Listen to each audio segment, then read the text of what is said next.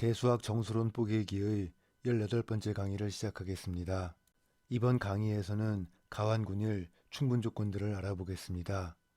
다시 말해서 이런 성질을 만족하면 가완군이다 라고 말할 수 있는 조건들을 알아보겠습니다.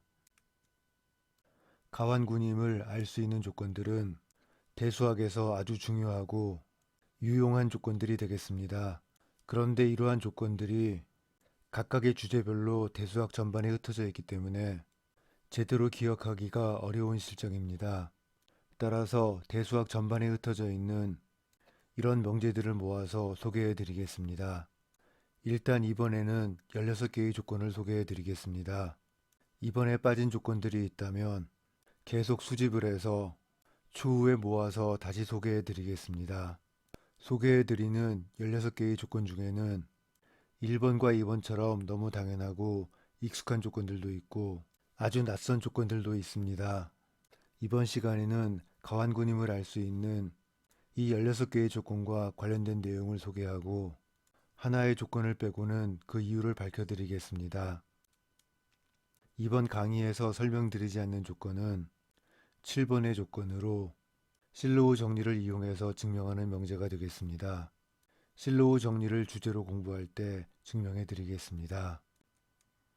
소개해 드리는 명제들을 틈나는 대로 읽어서 익혀두시면 크게 도움이 될 것입니다. 먼저 너무나 당연한 조건부터 보겠습니다. 가완군의 부분군과 잉여군은 가완군이 되겠습니다. 특별한 설명이 필요 없을 테니 넘어가도록 하겠습니다.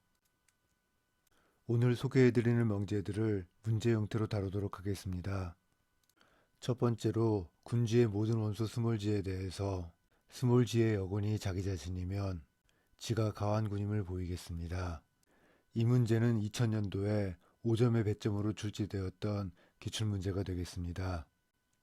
다들 잘 알고 있는 다음 정리를 이용하는 문제가 되겠습니다. A 연산 B의 여군은 순서를 바꿔서 B의 여군 연산의 A 여군이 되겠습니다. 문제의 조건은 군의 모든 원소가 여군이 자기 자신이므로 군의 원소 AB에 대해서 AB와 AB의 여군이 일치하겠습니다. 정리 3.1.7에 의해서 AB의 여군은 B의 여군 연산의 A 여군이고 다시 B의 여군은 B이고 A의 여군은 A이므로 종합하면 AB가 B의이므로 가완군이 되겠습니다. 그런데 2000년도의 임용시험의 기준으로 생각해 보겠습니다. 배점이 5점짜리인 문제이기 때문에 우리가 제출한 답안으로 5점을 받아야 되겠습니다. 그런데 이 한 줄에 5점을 줄 리가 없습니다. 그렇다고 이 답안에서 수학적으로 부족한 점이 있는 것도 아닙니다. 그렇다면 출제자의 출제 의도는 이 답안 말고 무엇인가 원하는 것이 있는 것입니다. 다행히도 2000년도 임용시험은 제가 공식적인 채점 기준표를 가지고 있습니다. 이 공식적인 채점 기준표를 바탕으로 제 수강생들을 대상으로 답안 작성에 관한 특강을 계획하고 있습니다. 출제자가 원하는 것은 바로 2단계의 증명이 되겠습니다. 따라서 저 단계의 증명을 빼고 문제 해결에만 집중한 이 한 줄짜리 답안은 1점을 감점받아서 4점을 받겠습니다. 분명히 이 문제를 풀 수 있는 분은 2단계의 증명을 할 수 있을 것입니다. 그런데 증명을 해야 된다라는 사실을 깨닫지 못하고 1점을 감점당했으니 억울하다고 생각할 수 있습니다. 그런데 이를 억울하다고 생각하는 것은 임용시험 준비를 제대로 하지 않았다는 증거가 되겠습니다. 임용시험의 서술형 문제에는 부분점수와 감점이 있고 이 부분점수와 감점이 합격의 여부를 결정하는 아주 중요한 요소라고 하는 것을 간과하고 있었기 때문입니다. 채점 기준에 관련된 이야기는 특강에서 하도록 하고 넘어가도록 하겠습니다. 문제 1번의 표현을 바꿔서 다음처럼 쓸 수 있습니다. 군지의 원소 스몰지에 대해서 스몰지의 제곱이 항등원이면 지는 가완군이 되겠습니다. 다음 문제 2번을 보겠습니다. 군지에서 지로의 함수 fx를 x제곱으로 정의하면 f가 군 준동형 사상일 필요 충분 조건이 g가 가완군인 것임을 보이겠습니다.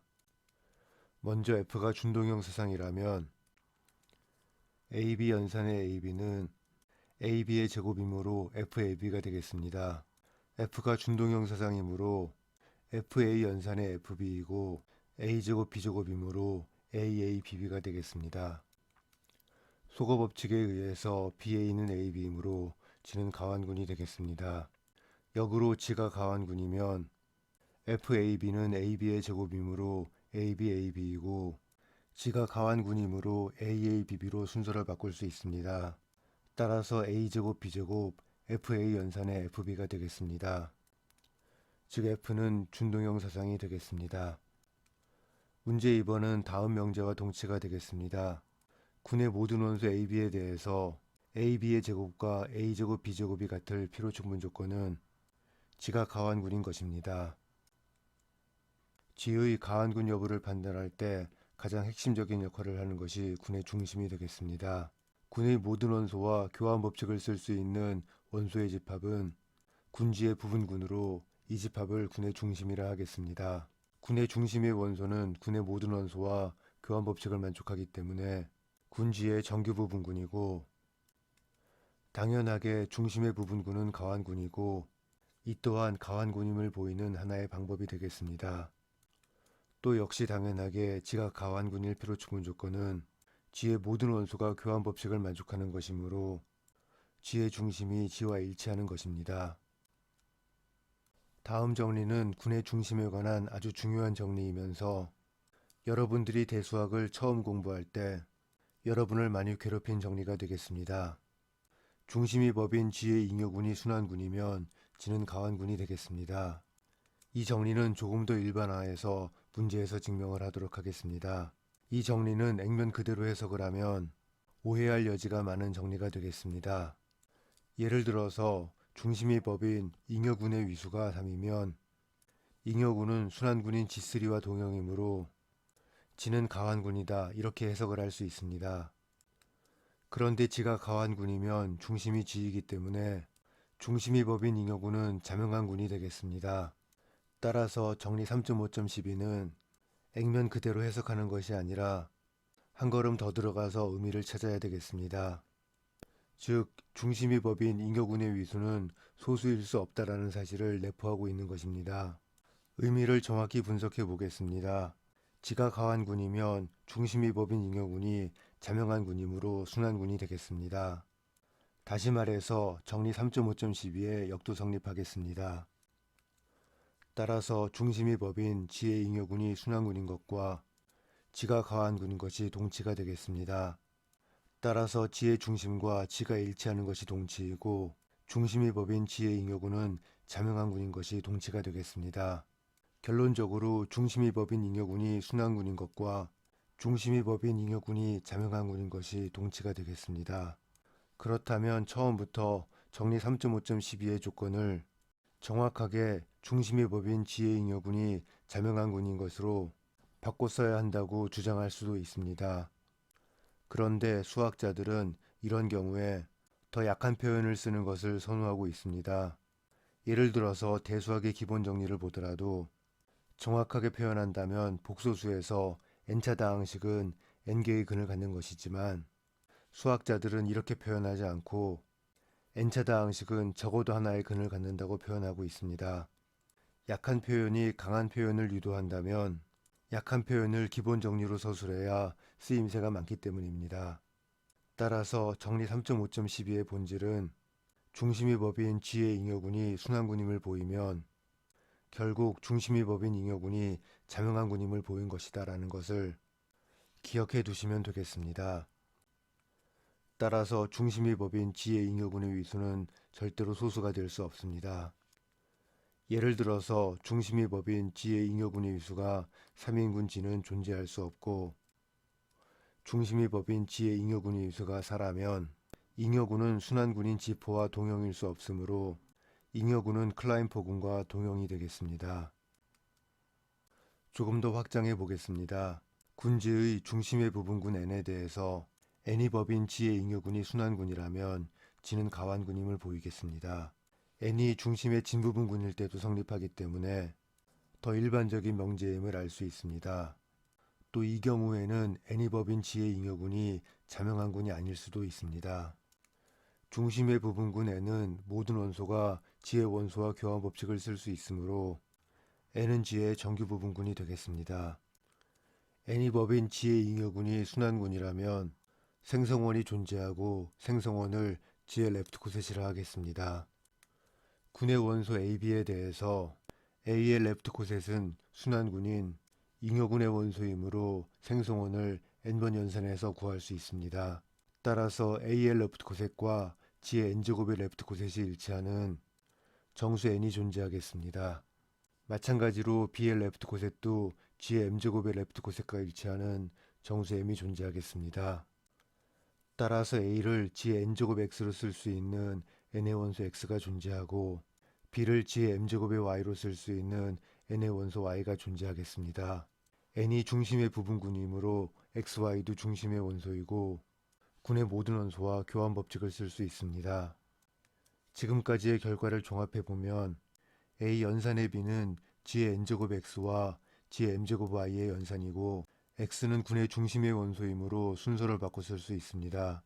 G의 N제곱과 G의 M제곱의 연산은 G의 M제곱과 G의 N제곱의 연산으로 순서를 바꿔 쓸 수 있고 XY는 중심의 원소이므로 YX로 순서를 바꿔 쓸 수 있습니다. 마지막으로 다시 Y는 중심의 원소이므로 G의 N제곱 Y는 YG의 N제곱으로 바꿔 쓸 수 있습니다. 따라서 B와 A의 연산이고 교환 법칙에 만족함을 알 수 있습니다. 즉 G는 가완군이 되겠습니다. 문제 3의 결과를 제 교재에서는 따름 정리 3.5.13으로 부르고 있습니다. 이제 이 패턴의 응용을 보도록 하겠습니다.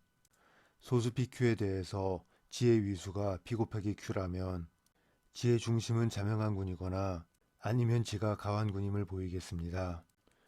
군의 중심은 G의 부분군이므로 라그랑지의 정리에 의해서 중심의 위수는 PQ의 약수이므로 1, PQ 또는 PQ 4개 중 하나가 되겠습니다. 만일 중심의 위수가 P라면 중심이 법인 G의 잉여군의 위수가 소수 Q이고 중심이 법인 잉여군이 순환군이 되겠습니다. 따라서 G는 가완군이고 중심의 위수가 PQ가 되는 모순이 발생하겠습니다. 따라서 중심의 위수는 P일 수 없습니다.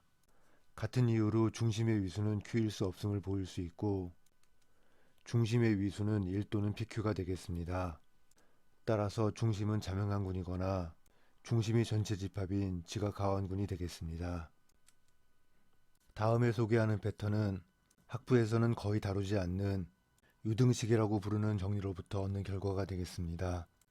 그렇지만 쓸모가 아주 많은 패턴이므로 꼭 기억해 두시기 바라겠습니다.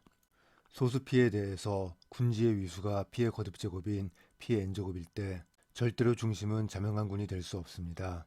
이를 인정하고 문제를 풀어보겠습니다. 소수 P에 대해서 비가완군 G의 위수가 P의 세제곱이라면 중심의 위수가 P임을 보이겠습니다. 단 중심이 자명한군이 아님은 증명 없이 인정하고 사용하겠습니다.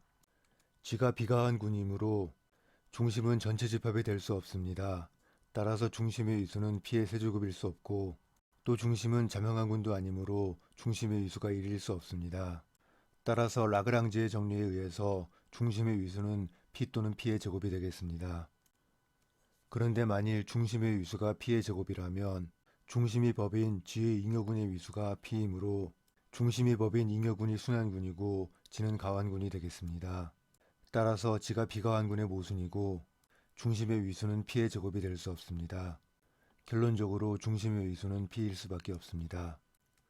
위수가 8, 즉 2의 세제곱인 비가완군인 정의면체군 D사와 사원수군 모두 중심의 위수는 2일 수밖에 없습니다. 다음은 유한가완군의 기본 정리를 보겠습니다. 유한가완군 G는 위수가 소수의 거듭제곱인 순환군의 직접과 동형이 되겠습니다.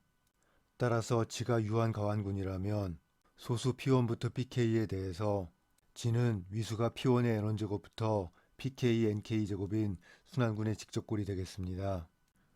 이때 P1부터 PK 중에는 서로 같은 소수가 있을 수도 있습니다.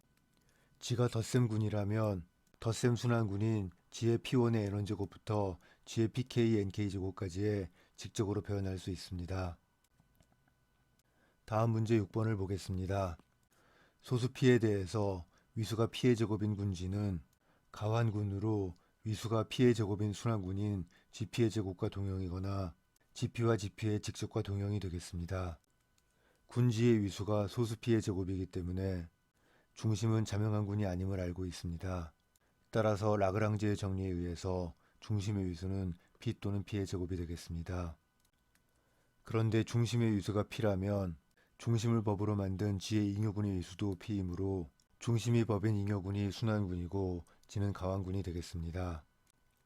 따라서 중심의 위수가 p의 제곱으로 모순이 되겠습니다. 결론적으로 중심의 위수는 p의 제곱일 수밖에 없고 지는 가환군이 되겠습니다. 요한 가환군의 기본 정리에 의해서 지는 지피의 제곱 또는 지피 직접과 동형일 수밖에 없습니다. 다음에는 자기동형사상의 관점으로 보겠습니다. 자기동형사상도 따로 주제를 잡아서 강의할 것이기 때문에 이번 시간에는 가환군과 관련된 이야기만 하겠습니다. 군지에서 자기 자신으로의 동형사상을 자기동형사상이라 하겠습니다. 군지의 모든 자기동형사상을 모아놓으면 합성함수를 2학년산으로 군이 되겠습니다. 이를 자기동형사상군이라 하고 영어의 첫 글자를 따서 이런 기호로 표현하겠습니다. 군지에 대해서 지가 가환군일 필요추문 조건이 x를 x여건으로 대응하는 g에서 g로의 함수 f가 자기동형사상이 되는 것입니다. 만일 지가 가환군이면 g의 원소 xy에 대해서 fxy는 xy의 여건이고 순서가 바뀌어서 y여건의 x여건이 되겠습니다. 그런데 지가 가환군이므로 x여건 y여건이고 fx, fy가 되겠습니다. 따라서 f는 준동형 사상이고 공역 지의 원소 y에 대해서 f의 y여건이 y이므로 전사함수가 되겠습니다. 또 여건이 항등원인 원소는 항등원뿐이므로 f의 커널은 자명한군으로 단사함수가 되겠습니다. 따라서 f는 자기동형사상이 되겠습니다. 역으로 f가 자기동형사상이면 군지의 원소 xy에 대해서 x는 fx 여건이고 y는 fy 여건이므로 xy는 fx 여건 연산의 fy 여건이 되겠습니다. f가 준동형 사상이므로 x 여건 y 여건에 f를 취한 값이 되겠습니다. 따라서 x 여건 y 여건 전체의 여건이므로 yx가 되겠습니다. 즉 지는 가환군이 되겠습니다. 이번 강의 전체에서는 가환군일 충분조건을 다루고 있지만 가환군일 필요충분조건도 몇 가지를 다루고 있습니다. 가환군일 필요충분조건은 따로 기억해 두시면 편리하게 사용할 수 있습니다. 예를 들어서 x를 x여건으로 대응하는 함수 f가 자기동형사상일 필요충분조건은 x를 x제곱으로 대응하는 함수가 준동형사상인 것이고 중심을 법으로 만든 잉여군이 순환군인 것과 동치가 되겠습니다. 전혀 관계가 없어 보이는 명제들이 지가 가환군인 것을 매개로 동치가 되는 것입니다. 문제 7번의 결과도 패턴으로 기억해 두시면 편리하게 사용할 수 있습니다. 이제 또 하나의 중요한 주제인 내부 자기동형사상에 대해서 생각해 보겠습니다. 군지의 원소 A에 대해서 G에서 G로의 함수 πAx를 AXA 여건으로 정의하면 πA는 G의 자기동형사상이 되겠습니다. 이를 A가 유도하는 G의 내부 자기동형사상이라 하겠습니다. 군지의 모든 내부 자기동형사상을 모아놓으면 합성함수를 2학 연산으로 군이 되겠습니다. 이를 내부 자기동형사상군이라 하고 영어의 첫 글자를 따서 이런 기호로 표현하겠습니다. 내부 자기동형사상도 자기동형사상이므로 내부 자기동형사상군이 동형사상군의 부분군이 되겠습니다. 군의 원소 A와 B에 대해서 A와 B가 유도하는 내부 자기동형사상 πA와 πB를 생각해 보겠습니다. πA와 πB의 합성함수는 AB가 유도하는 내부 자기동형사상이 됨을 확인할 수 있습니다. 이 식이 갖는 중요한 의미 중 하나가 군의 원소 A에서 내부 자기동형사상 πA를 대응하는 함수가 내부 자기동형사상군의 연산인 합성함수와 군지의 연산을 보존한다라는 것입니다. 즉 A에서 πA를 대응해주는 함수가 준동형사상이라는 의미를 갖고 있습니다. 다음 문제 8번을 보겠습니다. 군지에 대해서 내부 자기 동형사상군은 중심이 법인 지의 잉여군과 동형임을 보이겠습니다. 동형사상 정리를 주제로 강의할 때 설명드렸지만 이런 형태의 문제는 답안이 결정되어 있습니다. 정의역이 지이고 공역이 내부 자기 동형사상군인 커널이 지의 중심인 준동형 사상을 찾는 것이 핵심이 되겠습니다. 이렇게 찾은 준동형 사상을 찾으면 제1동형사상 정리에 의해서 답안을 완성할 수 있습니다. 조금 전에 군지의 원소 A에 대해서 A를 A가 유도하는 이 함수를 대문자 파이라 하겠습니다. 대문자 파이는 군지에서 지의 내부자기 동형사상군으로의 대응이고, 대문자 파이 A는 A가 유도하는 내부자기 동형사상인 소문자 파이 A가 되겠습니다. 당연하게 대문자 파이는 전사함수이고, 대문자 파이 AB는 AB가 유도하는 내부자기 동형사상인 소문자 파이 AB가 되겠습니다.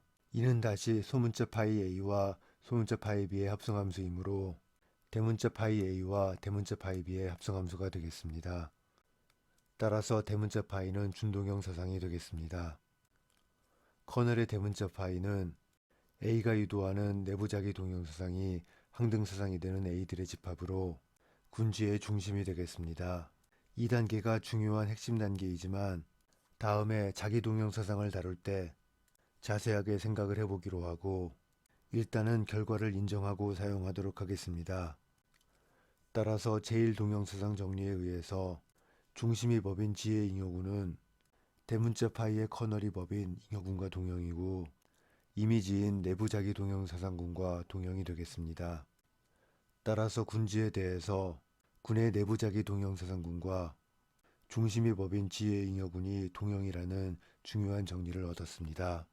여기에 중심이 법인 지의 잉여군이 순환군이면 지가 가환군이라는 정리를 결합하면 군의 내부자기 동형사상군이 순환군이면 지는 가환군임을 알 수 있습니다. 그런데 이 경우 내부자기 동형사상군이 자명한군이 된다라는 것이 결론이 되겠습니다. 따라서 내부자기 동형사상군이 순환군일 필요 충분 조건은 내부자기 동형사상군이 자명한군이 되는 것입니다. 즉 위수가 3인 내부자기 동형사상군은 존재할 수 없습니다. 만일 자기 동형사상군이 순환군이라면 부분군인 내부자기 동형사상군도 순환군이고 지는 가환군이 되겠습니다. 이 경우도 사실 내부자기 동형사상군은 자명한 부분군이 되겠습니다. 군지의 자기 동형사상군이 순환군이 되는 경우는 학부 대수학 정수론에서 아주 중요한 경우가 되겠습니다. 역시 따로 주제를 잡아서 강의할 것이고 그 전에 자기 동형사상군이 순환군이 되는 경우가 어떠한 경우인지 숙제로 생각해 두시기 바라겠습니다. 이제 군지가 가환군임을 보일 때 자주 사용하는 기법인 내직적을 보겠습니다. 군지의 두 정규 부분군 H와 K에 대해서 지가 HK이고 H와 K의 교집합이 자명한 군이라면 지를 H와 K의 내직적이라 하겠습니다. 만일 군지가 가환군 H와 K의 내직적이라면 지가 가환군임을 알 수 있습니다. 군지가 H와 K의 내직적이면 군지는 H와 K의 직적과 동형이 되겠습니다. 다음 문제 9번을 보겠습니다. 군지의 위수가 20이고 위수가 4인 중심의 부분군 K가 존재한다면 지는 가환군임을 보이겠습니다. 두 가지 방법으로 문제를 풀어보겠습니다. 첫 번째는 내직적을 이용해 보겠습니다. 5가 군지의 위수인 20의 약수이므로 코시의 정리에 의해서 위수가 5인 부분군 H가 존재하겠습니다. H의 위수인 5와 K의 위수인 4가 서로 소이므로 H와 K의 교집합은 자명한 군이 되겠습니다. 따라서 HK의 위수는 20이고 HK가 전체군 지가 되겠습니다.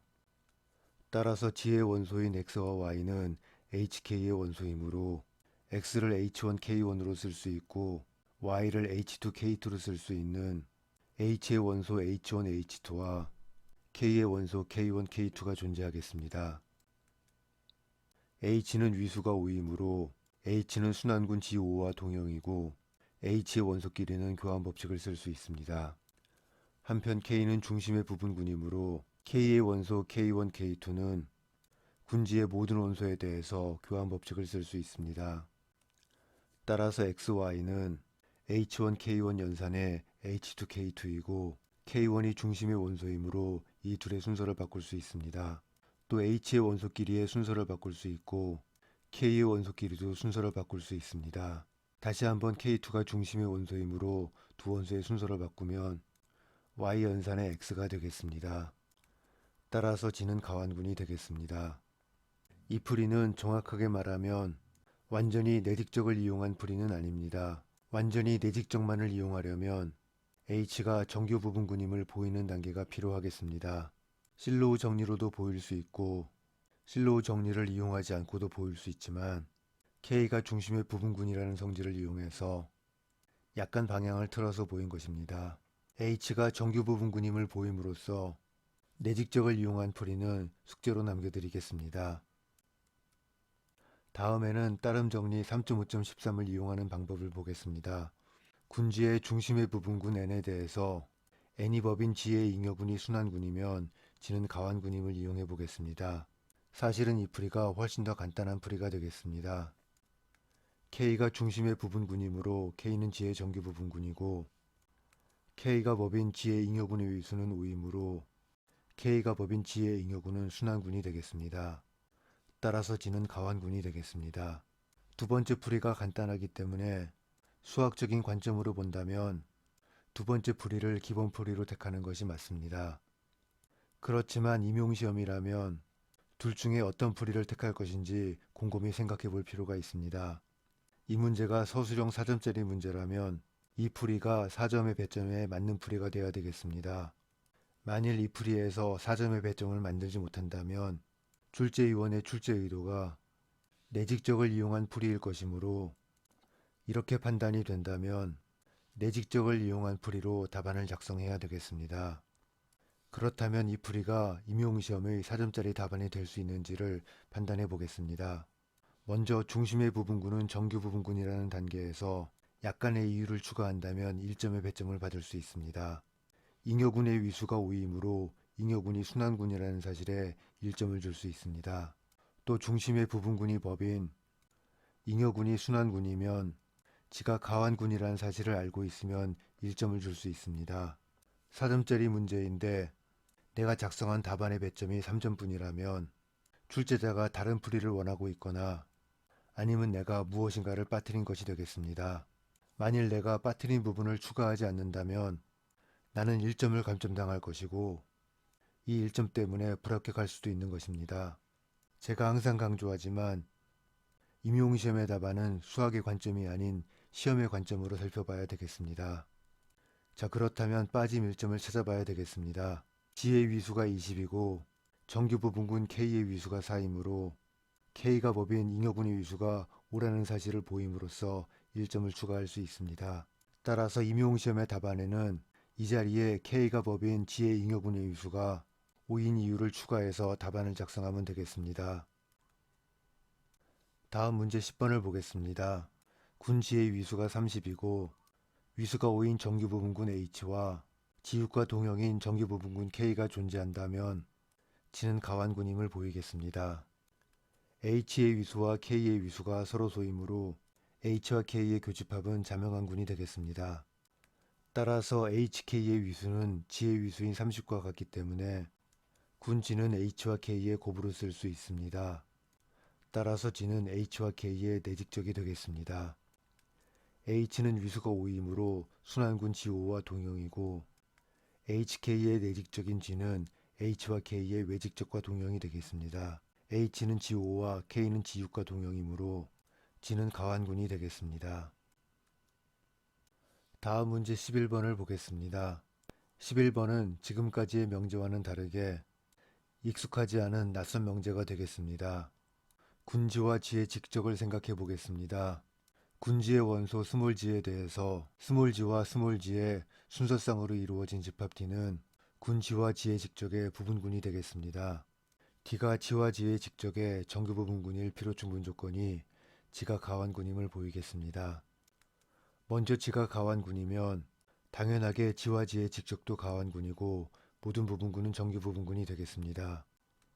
따라서 D도 정규 부분군이 되겠습니다. 너무 당연한 사실이지만 임용시험이라면 답안지에 꼭 써야 되는 내용이 되겠습니다. 필요충분 조건임을 보이는 문제이기 때문에 반드시 2단계에도 배점이 있고 아마도 1점 정도의 배점이 부여가 될 것입니다. 너무 당연함으로 쓰지 않는다면 1점을 감점당하는 치명적인 손해를 입을 것입니다. 역으로 D가 G와 G의 직적의 정규 부분군이라면 직적의 모든 원소 XY와 D의 원소 G,G에 대해서 XY 연산의 G,G 연산의 XY의 여건이 D의 원소가 되겠습니다. 연산을 계산해주면 XGX 여건과 YGY 여건이 D의 원소가 되겠습니다. D의 원소는 같은 원소의 순서쌍이므로 군지의 모든 원소 XYG에 대해서 이 둘이 같아야 되겠습니다. 이 식의 왼쪽에 X여건, 오른쪽에 Y를 연산해주면 G에 X여건 Y를 연산한 것과 순서를 바꿔서 X여건 Y에 G를 연산한 것이 같습니다. 모든 원소 G에 대해서 교환 법칙이 성립하므로 임의의 XY에 대해서 X여건 Y는 군지의 중심의 원소가 되겠습니다. 이는 X가 항등원일 때에도 성립하므로 군지의 임의의 원소 Y에 대해서 Y가 중심의 원소이고 G는 가완군이 되겠습니다. 다음에는 교환자와 교환자 부분군과 가완군의 관계를 보겠습니다. 교환자 부분군에 대해서는 지난 16, 17강에서 정규 부분군을 다룰 때 잠시 설명을 드렸습니다. 교환자와 가완군의 관계는 두 가지 관점에서 볼 수 있습니다. 먼저 교환자의 정의부터 다시 보겠습니다. 군지의 원소 XY에 대해서 X여건 Y여건 XY를 XY의 교환자라 하고 이런 기호로 쓰겠습니다. 또 교환자의 집합이 생성하는 군을 교환자 부분군이라 하겠습니다. 만일 X와 Y가 교환 법칙을 쓸 수 있다면 XY의 교환자는 항등원이 되겠습니다. 따라서 G가 가완군이라는 것과 교환자의 집합이 항등원이므로 교환자 부분군이 자명항군이라는 것이 동치가 되겠습니다. 그 뒤에 명제들이 동치인 것은 이미 설명을 드렸습니다. 그런데 이 관점보다 더 중요한 관점이 정리 3.8.15가 되겠습니다. 군지의 교환자 부분군은 군지의 정규 부분군이고 교환자 부분군이 법인 G의 잉여군은 가완군이 되겠습니다. 더 정확한 표현은 다음과 같습니다. H가 교환자 부분군을 포함하는 G의 부분군이라면 H는 G의 정규 부분군이고 또 G의 정규 부분군 N에 대해서 N이 법인 G의 잉여군이 가완군일 필요충분 조건이 N이 교환자 부분군을 포함하는 것입니다. 따라서 잉여군이 가완군인 가장 작은 정규 부분군이 교환자 부분군이 되겠습니다. 따라서 잉여군이 가완군임을 보일 때나 아니면 잉여군이 가완군임을 이용할 때에도 교환자 부분군을 이용할 가능성이 아주 높겠습니다. 다음 문제 11을 보겠습니다. 군지에서 H로의 군 준동형사상의 이미지 FG가 가완군일 필요충분 조건은 정역의 모든 원소 XY에 대해서 XY의 교환자가 커널 F의 원소임을 보이겠습니다. 제1동형사상 정리에 의해서 이미지 F는 커널 F가 법인 G의 잉여군과 동형이 되겠습니다. 따라서 정리 3.8.15를 그대로 이용한다면 잉여군이 가완군이면 G의 모든 교환자가 법의 원소가 되어야 되기 때문에 모든 교환자가 커널 F의 원소인 것이 당연하겠습니다. 따라서 정리 3.8.15를 이용한다면 너무나 당연한 결과가 되겠습니다. 따라서 정리 3.8.15의 증명과정을 흉내내서 답안을 작성해 보겠습니다. 군지의 원소 X에 대해서 fx를 x바로 쓰겠습니다. 이미지 F가 가완군이므로 이미지 F의 임의의 원소인 x바 y바에 대해서 x바 y바는 교환 법칙을 만족하겠습니다. 따라서 x바 y바의 교환자가 항등원의 바가 되겠습니다. 이미지 F의 원소 x바는 x의 이미지, y바는 y의 이미지이므로 군지의 임의의 원소 xy에 대해서 xy의 교환자의 이미지가 항등원이 되는 것입니다. 따라서 xy의 교환자가 커널 F의 원소가 되겠습니다. 다음 문제 13번을 보겠습니다. 군지의 두 정규 부분군 H와 K에 대해서 H가 K의 부분군이고 H가 법인 G의 잉여군이 가완군이면 K가 법인 G의 잉여군도 가완군임을 보이겠습니다. 이 문제가 임용시험에 출제가 되었고 여러분들이 이 문제의 풀이에 대해서 도저히 알 수 없다라는 가정하에서 접근을 해보겠습니다. 먼저 교환자 부분군에 대해서 전혀 모르는 상태라고 가정해 보겠습니다. 제 모의고사반을 수강한다면 귀에 못이 박힐 정도로 듣는 소리인 백지는 절대 금지라는 관점에서 접근해 보겠습니다. 풀이는 모르지만 문제에 관련된 무엇인가를 적어야지 단 1점의 부분 점수라도 받을 수 있습니다. 따라서 문제와 관련된 어떠한 내용이라도 찾아서 답안을 작성해야 되겠습니다. 먼저 결론부터 보겠습니다. 잉여군이 가완군임을 보이는 문제가 되겠습니다. 어떻게 보일지 이용할 조건이 무엇인지를 생각해 보겠습니다. 그런데 이 생각이 수학적인 생각이 아니라 시험으로서의 생각도 포함하고 있습니다. 다시 말해서 수학적인 인과관계는 완전히 무시하고 여러분이 알고 있는 명제 중에서 결론이 가완군이다로 끝나는 명제를 모두 생각해 보는 것입니다. 그리고 그 명제의 조건 중에서 우리 문제와 조금이라도 관련이 있는 것을 찾으면 되는 것입니다. 가장 떠오르는 명제가 너무나 당연한 결과인 가완군의 부분군은 가완군이다, 가완군의 잉여군은 가완군이다가 있습니다. H가 법인 잉여군이 가완군이란 조건이 있으므로 K가 법인 G의 잉여군이 H가 법인 G의 잉여군의 부분군이나 잉여군이라고 우기면 결론을 유도할 수 있습니다. 엄밀히 보면 지금 저희의 생각은 수학적인 생각은 전혀 아닙니다. 단순하게 내가 기억하고 있는 명제에 문제를 뜯어 맞히는 것일 뿐입니다. 그런데 법이 다르기 때문에 이 둘의 관계는 부분군의 관계는 아닙니다. 그렇다면 잉여군의 관계를 갖고 있다고 우길 수 있다면 답안을 작성할 수 있습니다.